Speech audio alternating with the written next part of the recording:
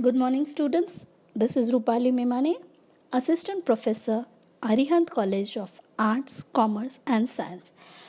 In the last lecture, we have seen what is core Java, what are the basics of Java. We have also seen the overview of Java and the difference between C++ and Java. Now, in today's lecture, we will be studying object-oriented concepts in Java, how to write a simple Java program, how to compile the Java program, and how do you set up the path of Java. To begin with, we will see what are the object-oriented concepts which are used in Java. Object-oriented concepts or OOPs, it refers to languages that uses objects in programming. It aims to implement real-world entities like inheritance, high data hiding, polymorphism. The main aim of OOP is to bind together the data and the functions that operate on them so that no other part of the code can access this data except the function. Now, what are the basic concepts in OOPs? First is your polymorphism, then inheritance, encapsulation, data abstraction, class, and object. Let us see all these concepts in detail. To start with, polymorphism. What is polymorphism? It is the ability of an object to take on many forms. The most common use of polymorphism occurs when a parent class is used to refer to a child class object. In Java, polymorphism is implemented with method overloading and method overriding. Next is inheritance. It is defined as the process where one class acquires the properties, that is methods and fields of another class. The class which inherits the properties of other class is called as a subclass, derived class or the child class. And the class whose properties are being inherited is known as base class, parent class and superclass. Inheritance can be implemented using the keyword extend. Then we come to encapsulation. What is encapsulation? It is a mechanism of wrapping the data, that is the variables, and the code which is acting on that data, that is methods. Together they form a single unit which is capsulated to make it data hidden by the user. In encapsulation, the variables of a class will be hidden from other classes and can only be accessed through the methods which are on that current class. This is also called as data hiding because the data is hidden in a capsule. Then is data abstraction. The quality of dealing with ideas rather than the events. In this, data is only abstracted which is necessary for the user. Unnecessary things are hidden or not abstracted. Now let's take an example. Let's say you want to send an email. So only the user and the address will be implicated.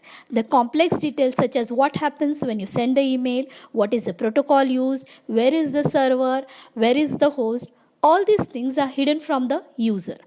In a similar manner, object-oriented programming is a process of hiding the implementation details from the user. Only the functionality will be provided to the user. In other words, user will have only the information on what the object does instead of how the object is been doing.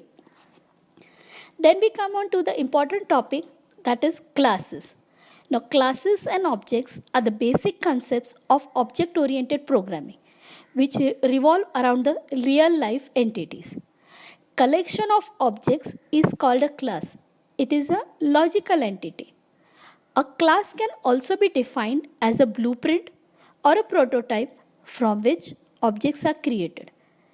Class represents the set of properties or methods that are common to all the objects of one type. Then what is an object? Object is an instance of a class. Any entity that has a state and behavior is known as an object. For example, a chair, a pen, table, keyboard, book, Anything which is physical or logical can be considered as object. Object contains an address and takes up some memory in the space.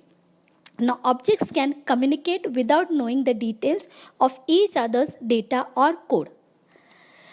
Now, we have done with the object-oriented programming concepts. We know what are the concepts which are used in object-oriented. Now, to begin with, let's start writing a simple Java program. Now, let us see how do we write a simple Java program. Now, once you have installed the JDK, you need to write a simple Java program which will need to create a class that will have the main method. Main method is the entry point of any class. Now, you type a simple program in Notepad and save it with the extension of Java. Now, here I have written a simple Java program called Hello World. I have opened Notepad, typed the class simple. In that, I have called the main method. I call the main method by public static void main string args arguments and call the method system.out.println and return the statement hello Java. We are going to see in details why we have written individual words. So to begin with, here class is a keyword which is used to declare a class in Java. Then public is an access modifier. Now access modifier we will see in details in the next lectures. That means the representing the visibility, how it is visible to the all. Now we have a static keyword. Static keyword we declare any method as static is called as a static method. Void means it does not return any value. It is a return type of the method. Here main starts the starting point of any program.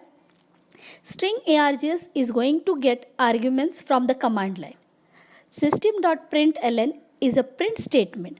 Here system is a class, out is an object of the print stream class, and println is a method of the print stream class.